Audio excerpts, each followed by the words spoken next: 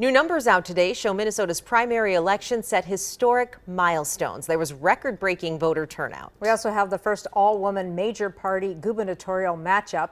U.S. Senator Amy Klobuchar and House Speaker Lisa Demuth secured their respective party wins.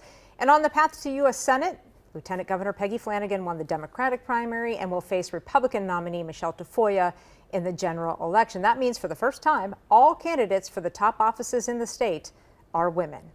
This election is delivering mixed results, though, for the Democratic Party. Minnesota going a little more progressive, while Wisconsin dialing it back a little bit. Danny Spiewak's here with some expert analysis on what this means heading into November. Danny?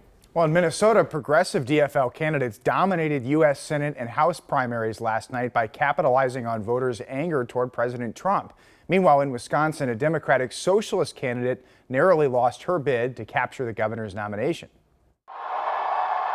By an overwhelming margin, DFL primary voters chose the progressive route on Tuesday night by nominating Lieutenant Governor Peggy Flanagan for U.S. Senate. We want to see people come first, and that's what she was all about. Flanagan ran on a campaign of Medicare for all, increasing the minimum wage, and dismantling ICE in the wake of Operation Metro Surge. Minneapolis was under siege, and we need someone to stand up against the administration, and she's going to do that. Flanagan's win, coupled by former state senator Matt Little's dominating victory in Minnesota's 2nd congressional district, is the latest in a series of triumphs for progressive Democratic candidates nationwide. Overall, this cycle has been a good cycle for progressives. Aaron Covey analyzes congressional races for the nonpartisan Cook Political Report. We have seen a lot of progressive victories, particularly in cities like New York and Denver, where they've ousted sitting incumbents who are a little bit more moderate. In Wisconsin, though, a moderate named David Crowley narrowly won the Wisconsin Democratic governor primary on Tuesday, defeating an insurgent campaign from Francesca Hong,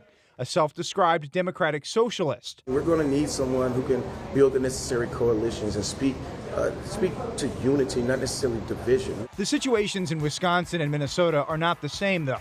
Unlike Hong, neither Flanagan nor Little have described themselves as Democratic socialists. Both Flanagan and Little are staunch progressives, but they're not socialists by any means. And I think that they are kind of right in the center of where the Minnesota Democratic electorate is. But winning the Democratic electorate is not the same as winning a general election. Republicans are running tough candidates in both of these races, with former sportscaster Michelle Tafoya going against Flanagan for Senate, and then a sitting state senator, Eric Pratt, going against Matt Little for Congressional District 2. Back to you. That's going to be an interesting race. We know you'll be covering it all the way. Danny, thank you.